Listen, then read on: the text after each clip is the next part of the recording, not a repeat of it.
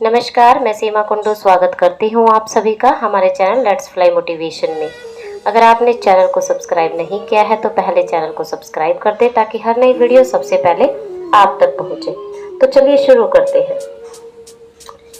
Hello, क्या आपके पास ये मोबाइल की सिम निकालने की पिन है? ट्रेन के एसी कंपार्टमेंट में मेरे सामने की सीट पर बैठी लड़की ने मुझसे पूछा। उसने अपने बैग से एक फोन निकाला। मैं नया सिम कार्ड उसमें डालना चाहती थी, लेकिन सिम स्लॉट खोलने के लिए पिन की जरूरत पड़ती है जो उसके पास नहीं थी। मैंने हाँ में गर्दन हिलाई और अपने क्रॉस बैग से पिन निकालकर लड़की को दे दी। लड़की ने थैंक्स कहते हुए पिन ले ली और सिम डालकर पिन मुझे वापस कर दी। थोड़ी देर बाद वो फिर से इधर उधर ताकने लगी। मुझसे रहा नहीं गया। मैंने पूछ लिया, कोई परेशानी? वो बोली, सिम स्टार्ट नहीं हो रही है। मैंने मोबाइल मांगा, उसने मुझे दे दिया। मैंने उससे कहा कि सिम अभी एक्टिवेट नहीं हुई है, थोड़ी देर में हो जाएगी। एक्टिव होने के बाद आईडी वेरिफिकेशन होगा, उसके बाद आप इसे इस्तेमाल कर सकेंगे। लड़की ने पूछा, आईडी वेरिफिकेशन क्यों? मैंने कहा, आजकल सिम वेरिफिकेशन के बाद एक्टिव होती है। जिस नाम से ये सिम उठाई गई है उसका ब्यौरा पूछा जाएगा, बता देना। लड़की बुदबुदाई। ओह, मैंने दिलासा देते हुए कहा, इसमें परेशानी की कोई बात नहीं। वो अपने एक हाथ से दूसरा हाथ दबाती रही, मानो किसी परेशानी में हो। मैंने फिर विनम्रता से कहा, आपको कहीं कॉल करना हो तो मेरा मोबाइल इस्तेमाल कर सकती हो। लड़की ने कहा, फिलहाल नहीं, थैंक्स, लेकिन ये सिम किस नाम से खरीदी गई है मुझे नहीं पता। मैंने कहा, एक बार एक्टिव होने दीजिए, जिसने आपको सिम दी है उसी के नाम की होगी। उसने कहा, ओके, कोशिश करते हैं। मैंने पूछा, आपका स्टेशन कहाँ है? लड़की ने कहा, दिल्ली। और आप? लड़की ने मुझसे पूछा। मैंने कहा, दिल्ली ही जा रहा हूँ, एक दिन का काम है। आप दिल्ली में रहती हैं या फिर? लड़की बोली, नहीं, दिल्ली में कोई काम नहीं, ना ही मेरा घर है वहाँ। तो मैंने उत्सुकतावश पूछा। वो बोली, दरअसल ये दूसरी ट्रेन है जिसमें आज मैं हूँ और दिल्ली से तीसरी गाड़ी पकड़नी है, फिर हमेशा के लिए आजाद। आजाद? लेकिन किस तरह की कैद से? मुझे फिर जिज्ञासा हुई, किस कैद में थी ये कमसिन अलहड़ सी लड़की? लड़की बोली, उसी कैद में थी जिसमें हर लड़की होती है, जहाँ घर वाले कहें शादी कर लो, जब जैसा कहें वैसा कर लो। मैं घर से भाग चुकी हूँ। मुझे ताज्जुब हुआ, मगर अपने ताज्जुब को छुपाते हुए मैंने हंसते हुए पूछा, अकेली भाग रही हो आप? आपके साथ कोई नजर नहीं आ रहा? वो बोली, अकेली नहीं, साथ में है कोई। कौन? मेरे प्रश्न खत्म नहीं हो रहे थे। दिल्ली से एक और ट्रेन पकड़ूंगी और फिर अगले स्टेशन पर वो जनाब मिलेंगे और उसके बाद हम किसी को नहीं मिलेंगे। ओह, तो ये प्यार का मामला है? उसने कहा, जी। मैंने उसे बताया कि मैंने भी लव मैरिज की है। ये बात सुनकर वो खुश हुई और बोली, वाओ, कैसे, कब? लव मैरिज की बात सुनकर वो मुझसे बात करने में रुचि लेने लगी। मैंने कहा, कब, कहाँ, कैसे? वो मैं बाद में बताऊंगा, पहले आप बताओ, आपके घर में कौन कौन है? उसने होशियारी बरतते हुए कहा, वो मैं आपको क्यों बताऊं? मेरे घर में कोई भी हो सकता है, मेरे पापा, माँ, भाई बहन, या हो सकता है भाई ना हो, सिर्फ बहनें हो, या ये भी हो सकता है कि बहनें ना हो और फिर दो चार गुस्सा करने वाले भाई हो। मतलब मैं आपका नाम भी नहीं पूछ सकता। मैंने काउंटर मारा। वो बोली, कुछ भी नाम हो सकता है मेरा, टीना, मीना, रीना, कुछ भी।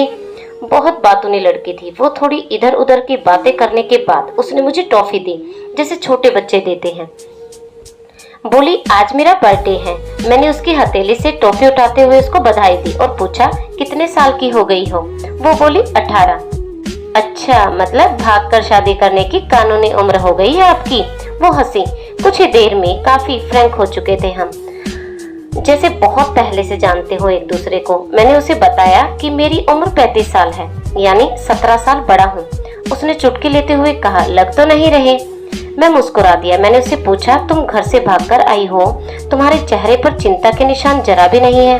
इतनी बेफिक्री मैंने पहली बार देखी। खुद की तारीफ सुनकर वो खुश हुई और बोली, मुझे उन जनाब मेरे लवर ने पहले से ही समझा दिया था कि जब घर से निकलो तो बिल्कुल बिंदास रहना, घर वालों के बारे में बिल्कुल मत सोचना, बिल्कुल अपना मूड खराब मत करना, सिर्फ मेरे और हम दोनों के बारे में सोचना, और मैं वही कर रही हूँ। मैंने कहा, उसने तुम्हें मुझ जैसे अनजान मुसाफिरों से दूर रहने की सलाह नहीं दी? उसने हंसकर जवाब दिया, नहीं, शायद वो भूल गया ये बताना। मैंने उसके प्रेमी की तारीफ करते हुए कहा, वैसे तुम्हारा बॉयफ्रेंड काफी टैलेंटेड है। उसने किस तरह से तुम्हें अकेले घर से रवाना किया, नई सिम और मोबाइल दिया, 3 ट्रेन बदलवाई ताकि कोई ट्रैक ना कर सके। Very talented person. लड़की ने हामी भरी और बोली, बहुत टैलेंटेड है वो, उनके जैसा कोई नहीं। मैंने उसे बताया है कि मेरी शादी को 10 साल हुए हैं, एक बेटी है 8 साल की और एक बेटा है 1 साल का।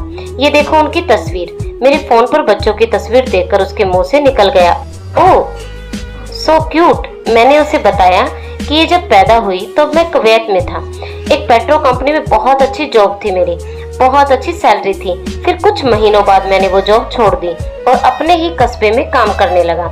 लड़की ने पूछा, जॉब क्यों छोड़ी? मैंने कहा, बच्ची को पहली बार गोद में उठाया तो ऐसा लगा जैसे मेरी दुनिया मेरे हाथों में है। 30 दिन की छुट्टी पर घर आया था, वापस जाना था लेकिन जा ना सका। इधर बच्ची का बचपन खर्च होता रहे और उधर मैं पूरी दुनिया कमा लूं, तब भी घाटे का सौदा है। मेरी 2 टके की नौकरी और उसका लाखों का बचपन। अब उसने पूछा, क्या बीवी बच्चों को साथ नहीं ले जा सकते थे वहाँ? मैंने कहा, काफी टेक्निकल मामलों से गुजरकर एक लंबे समय के बाद रख सकते हैं। उस वक्त ये मुमकिन नहीं था। मैंने दोनों में से एक को चुनना था, आलीशान रहन सहन के साथ नौकरी या परिवार। मैंने परिवार को चुना। अपनी बेटी को बड़ा होते देखने वापस गया था लेकिन अपना इस्तीफा देकर लौट आया। लड़की ने कहा, वेरी इम्प्रेसिव। मैं मुस्कुराकर खिड़की की तरफ देखने लगा। लड़की ने पूछा, अच्छा आपने तो लव मैरिज की थी ना, फिर आप भागकर कहाँ गए, कैसे रहे और कैसे गुजारा वो वक्त? उसके हर सवाल, हर बात में मुझे महसूस हो रहा था कि ये लड़की लड़कपन के शिकार पर है, बिल्कुल नासमझ और मासूम छोटी बहन सी। मैंने उसे बताया कि हमने भागकर शादी नहीं की और ये भी है कि उसके पापा ने मुझे पहले नजर में सख्ती से रिजेक्ट कर दिया था। उन्होंने आपको रिजेक्ट क्यों किया? लड़की ने पूछा। मैंने कहा, रिजेक्ट करने का कुछ भी कारण हो सकता है, मेरी जाति, मेरा नाम, हर परिवार। बिल्कुल सही। लड़की ने सहमति दर्ज कराई और आगे पूछा, फिर आपने क्या किया? मैंने कहा, मैंने कुछ नहीं किया। उसके पिता ने रिजेक्ट कर दिया, वहीं से मैंने अपने बारे में अलग से सोचना शुरू कर दिया। खुशबू ने कहा कि भाग चलते हैं। मेरी वाइफ का नाम खुशबू है। मैंने 2 टूक मना कर दिया। वो 2 दिन तक लगातार जोर देती रही कि भाग चलते हैं। मैं मना करता रहा। मैंने उसे समझाया कि भागने वाले जोड़ों में लड़के इज्जत पर कोई खास फर्क नहीं पड़ता, जबकि लड़की के पूरे कुल की इज्जत धुल जाती है। भागने वाला लड़का उसके दोस्तों में हीरो माना जाता है, लेकिन जो लड़की प्रेमी संग भाग रही है वो उल्टा कहलाती है। मोहल्लों के लड़के भी उसे चालू कहते हैं। बुराइयों के तमाम शब्दकोश लड़की के लिए इस्तेमाल किए जाते हैं। भागने वाली लड़की आगे चलकर 60 साल की वृद्धा भी हो जाएगी, तब भी जवानी में किए गए उस कांड का कलंक उसके माथे से नहीं मिटता।